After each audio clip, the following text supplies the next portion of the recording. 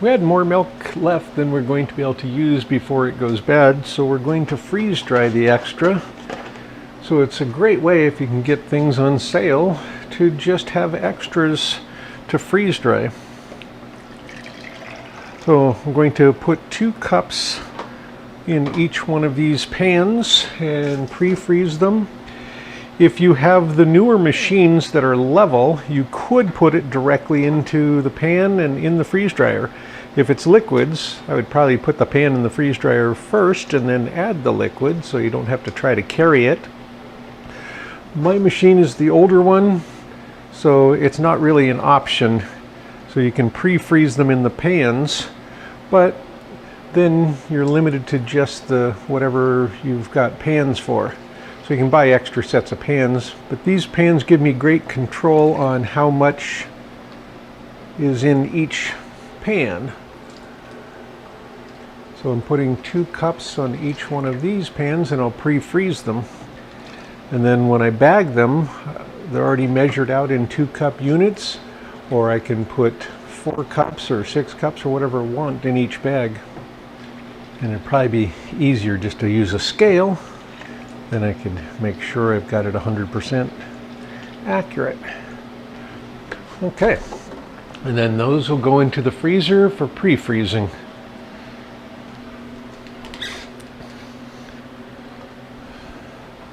All right, and put them in there and let them pre-freeze.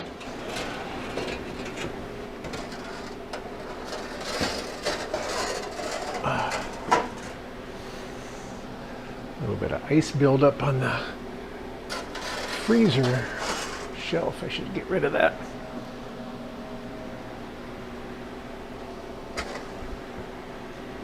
All right, so those can pre-freeze. They'll be ready for freeze drying. Okay, finished a gallon of milk last night. I'm going to do another one today. Had some milk that was going to go past its date while we were on a trip, so we decided to freeze it and then freeze dry it. This is defrosted overnight. Get that turned off. Get this baffle out of there and put the plastic disc in place. Take the fan off of there. Okay, so when I'm not using it, this is where I hang the fan that I use for the defrost. And then the drain, I just have a gallon jug sitting down at the floor with the tube that makes it into the opening but doesn't make it down to the water level. That's the water that was extracted from the milk. I've got a power strip on this side to plug everything in. So just get this starting pre-chilling. Okay, so I'm going to customize. Got the shelf limit to 110 for the milk so it doesn't overcook. Seems to work very well. Probably not strictly necessary. Freeze time will end up being shorter because it's pre-frozen, so it won't take that long. And then the final dry, I like to bump that up to make 100% sure it's dry. And with the thermometer in the milk, I'll be able to tell, and so I can always bypass it. It doesn't really matter. So this freezer's on the other side of the same room as the freeze dryer. So these are the milk that I put in there a while ago. These are the trays from last night. And since I had milk in them last night, I wasn't going to worry about washing them or anything. I just put them, as soon as I emptied them, I put them right in the freezer to chill and to keep them nice and clean. So this is the second gallon of milk that I pre-froze. So they've been in there for, I don't know, a couple of weeks now. And now take them all out and get them onto the trays. And then as soon as the freeze dryer is pre-chilled, they'll go in there.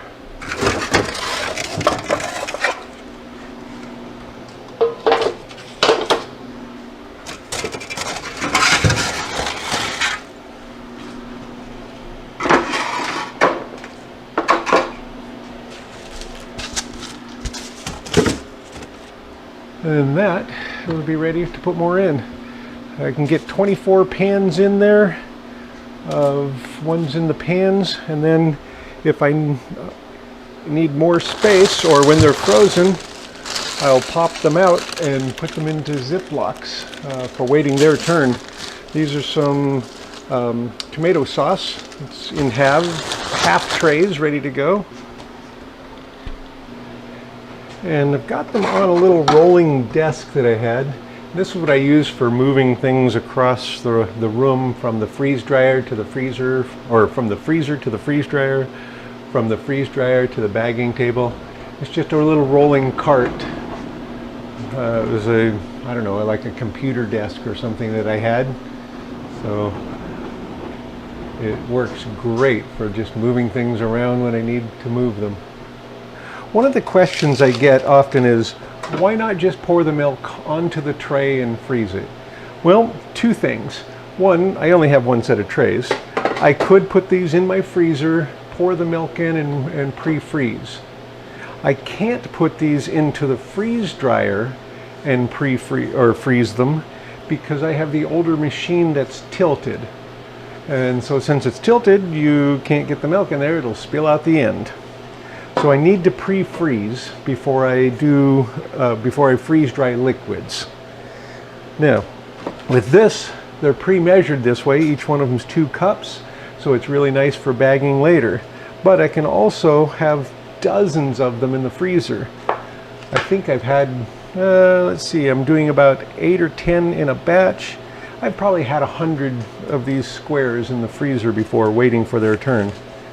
Anyway, but they pop out pretty easily, and I use the parchment to help keep them from sticking to anything. I just give them a little bit of a twist, and they pop out pretty nicely. And of course, if you were to dip them in hot water, that will help them come out almost instantly. But my closest sink, or my kitchen sink, is 2 stairways away. I don't want to go up and down the stairs to get there.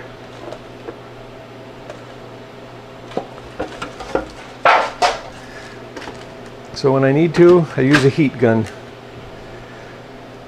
So you can see, I don't have it very even. I didn't put this in the freezer flat either, so it could have been better. So again, just flexing the sides out a little bit to loosen it, and then pushing up on the bottom, and then giving it a little bit of a twist. All right, and I do like to wear gloves when I'm taking some of the things out of the freezer because they're cold and then they kind of melt and get sticky, so I do wear gloves for that. Next, I'm going to add some thermometers to some of these. So I just have this straw on there to keep the end of it from getting chewed up from the drill bit. And I'm going to just drill right into the milk.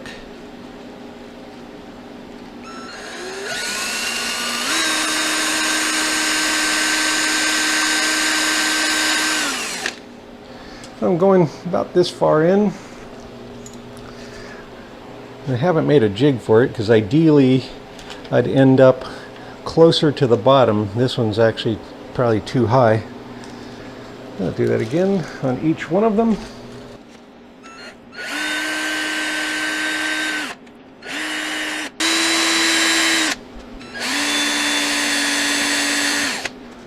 Okay. This will give me some information as it's freeze drying to let me know the temperature inside the blocks. And that helps let you know if it's getting completely dry or not. Okay, so as soon as the freeze dryer is cooled down, they'll go in. In the meantime, I can just set them back in the freezer. So the freeze dryer is pre-cooled now for an hour and a quarter. It says it's -3 degrees. So now it's as cold as the deep freeze is. So time to put the milk in. So I wheeled the milk over, and I'll put it in the freeze dryer.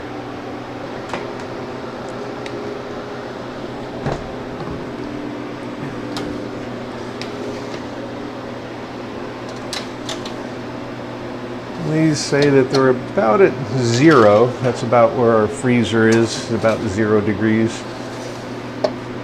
Probably 0 degrees plus or minus 5 degrees.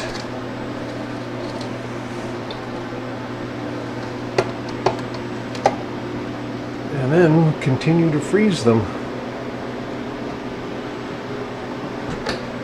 And I won't actually let the cycle start, the drying, until it's at least -40.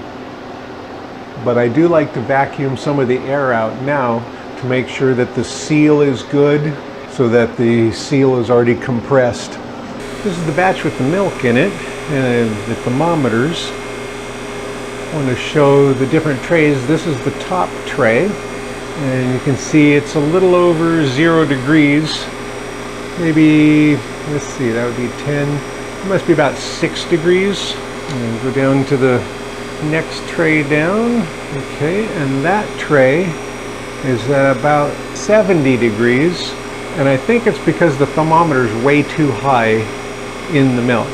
Okay, the third tray down. And it's around 15 degrees.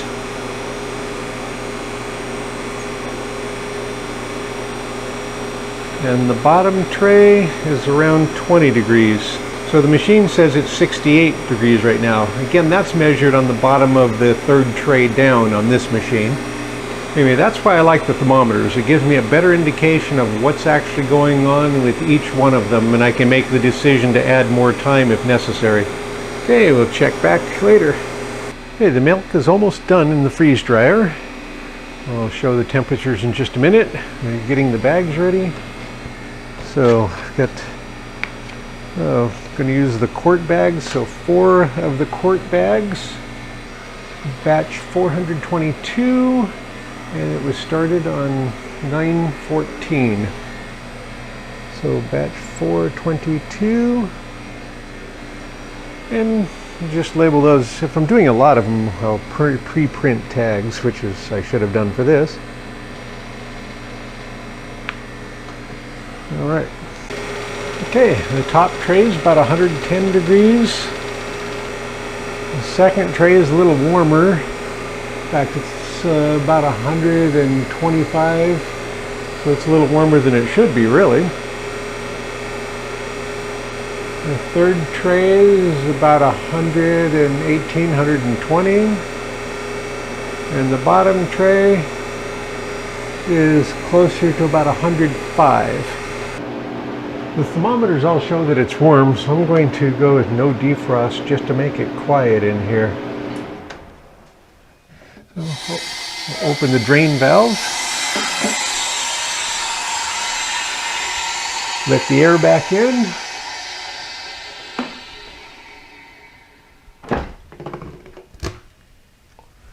All right.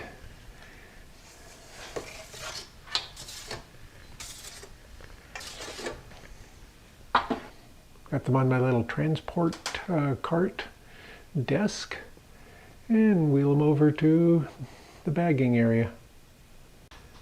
Got the little cart over next to the bagging table, so that I'm ready to bag. And these are the 1 quart bags, the 7 mil, the heavy bags. I really like these. They have the gusseted bottoms, the zipper top. It says they're called a quart, but they're slightly less than a quart, I think.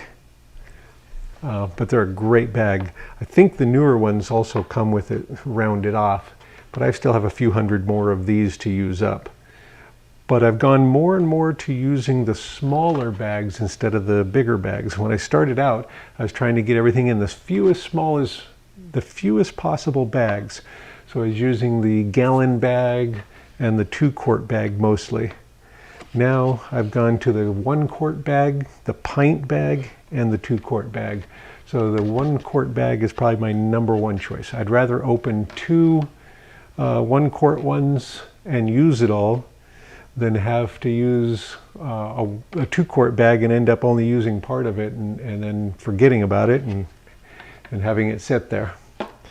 So I've gone to just that, or to mostly the 1 quart. So I definitely go with a lot of smaller bags instead of fewer bigger bags. And again, some things that might be fine to go the other way, but the more we've done it, the more we like the smaller bags. Okay, now I need to crush up the milk. And for that, I'm using 2-gallon Ziploc. This is the one I used for the last batch also. So I just kept it dry and clean. Take the thermometer out and just dump these off into there. All right. And just give it a quick crush. Kind of shake it down a little bit.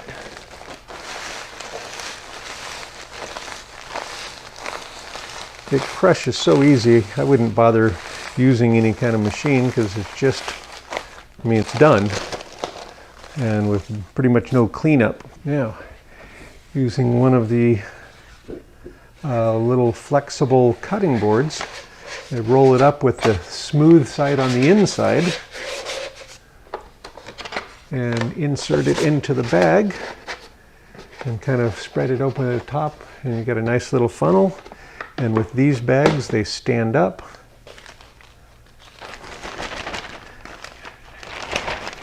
And then you can just kind of pour it all in there. And I kind of hold on to the edge of it a little bit and kind of guide it, so I don't tip it. I don't accidentally hit it and tip it. I'm going to tip it a little more so you can see that better, I think. And I just give the Ziploc a little shake.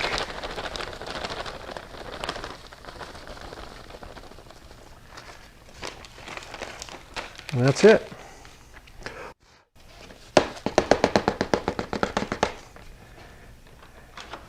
And then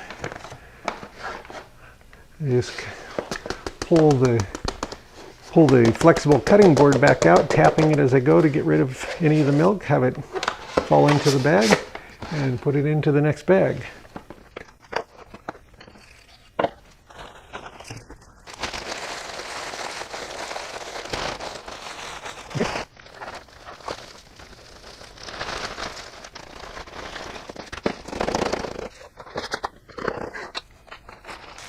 And if I ever did come upon a wet spot in the milk or whatever I'm powdering, I would simply pour everything back onto the trays, put it back in the freeze dryer, and give it a few more hours. I just wouldn't take any chance with it. But by using the thermometers, if I get them in the right place, I really don't have that problem.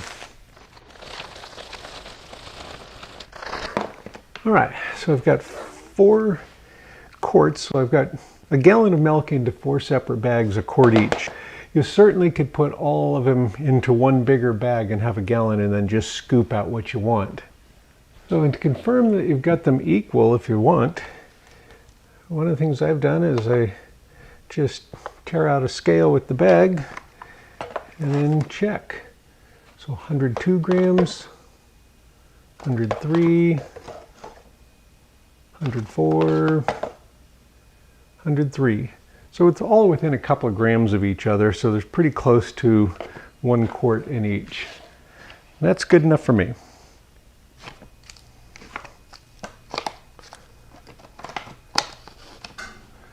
All right, so I got the oxygen absorbers. Close them up gently so I don't push the powder out.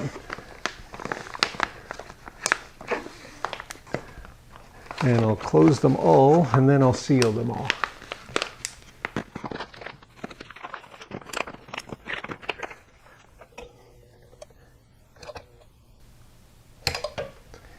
All right, and a nice wide seal on it.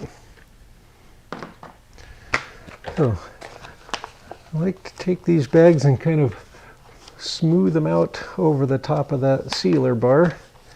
Make sure that there's no wrinkles, it's nice and smooth.